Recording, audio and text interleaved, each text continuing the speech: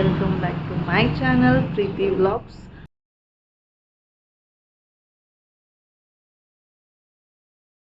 So ಇವತ್ತಿನ vlog ಏನಿದೆ ಅಂತ ಹೇಳಿ ಕಂಟಿನ್ಯೂ ನೋಡ್ರಿ. ಇವತ್ತು ಮಾರ್ನಿಂಗ್ಗೆ ಸ್ಟಾರ್ಟ್ ಮಾಡೀನಿ ನಾ ವಿಡಿಯೋ.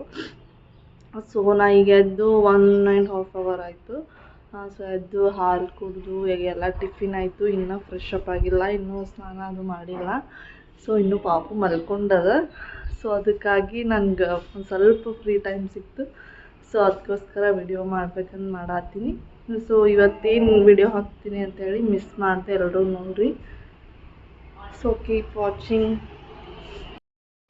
ಈಗ ನಾನು ಫ್ರೆಶ್ ಅಪ್ ಆದೆ, ಸ್ನಾನ ಅದು ಮಾಡಿದೆ, ಹಂಗೆ ದೇವ್ರ ಪೂಜೆ ಮಾಡಿ ನಮಸ್ಕಾರ ಮಾಡಿ ಸೊ ಮತ್ತು ವ್ಲಾಗ್ ಸ್ಟಾರ್ಟ್ ಮಾಡಿದೆ ನಾನು. ಸೊ ಏನು ಈಗ ಇದು ಹಾಕ್ಬೇಕಂದ್ರೆ ನಂದು 4 months ಇದು ಮಾಡ್ತಾರೆ, ಏನಂದ್ರೆ ಸಣ್ಣ ಸಾರು ಮಾಡ್ತಾರೆ, ಮತ್ತು ಹಾಗೆ ಹಣ್ಣು ಎರೆಯೋದು ಅಂತ ಮಾಡ್ತಾರೆ. ಅದು ನನಗೆ ಅಷ್ಟು ಗೊತ್ತಿದ್ದಿಲ್ಲ, ಹಣ್ಣು ಎರೆಯೋದು ಅದು. ಸೊ ಅದನ್ನೂ ರಿಚುವಲ್ಸ್ ನಂಗೆ ಮಾಡ್ಯಾರ.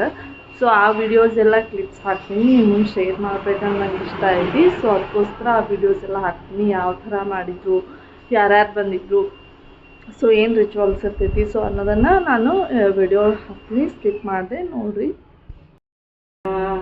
ಯಾಗದಿ ನಿನ್ನನು ಬಿಡದೆ ಬೇಡುವೆನಯ್ಯ, 3 ಮಲಗಳ ಕೊಳೆಯ ತೊಳೆಯುವಂಥವನೇ ಮಳಿಯಪ್ಪ ಸ್ವಾಮಿ ಎಂಬ ಹೆಸರಿನಿಂದ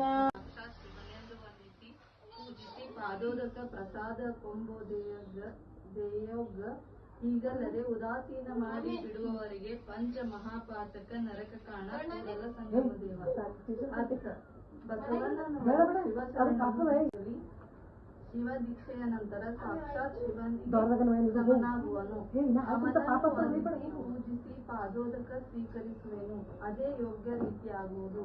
ಹಾಗೆ ಮಾಡಿ ಗೌರವ ತೋರದೆ ಹೋದರೆ ಪಂಚ ಮಹಾಪಾತಕಗಳನ್ನು ಮಾಡಿದಂತೆ ನರಕದ ಅನುಭವಕ್ಕೆ ಸಮನಾಗುವುದು ಎಂದಿದ್ದಾರೆ. ಚಲೋ.